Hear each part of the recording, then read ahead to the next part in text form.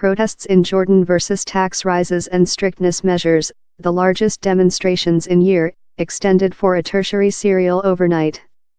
Police force fired teardrop gas and locked roads in the Equity Amman to halt protesters receive shut to the office space. The protesters say a new tax draft supported by the World Cash Foundation, International Monetary Fund, will wound the impoverished and medium grade. Tsar Abdullah has named for trade-off of all sides.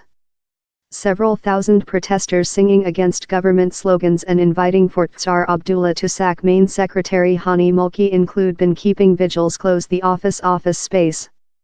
Down there include as well been several protests in country towns, wherever police force include according to reports utilized teardrop natural gas.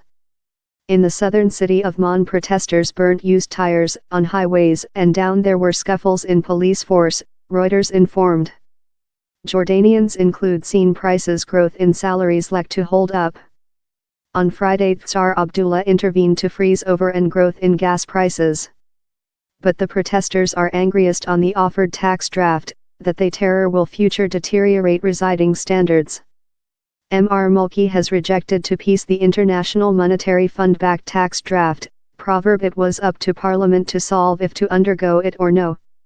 The government says it as necessary the cash to foundation social services and says the new tax draft will see high earners pay more than. Over the year turnover tax was enlarged and loaf subsidies were utilized as portion of a schedule to cut the nation's obligation. Mr. Mulki told he hoped the reforms necessary to get Jordan's economics behind on path would be full by medium 2019. Tsar Abdullah has told how dispute in neighboring Syria and Iraq has degraded Jordan's finance position.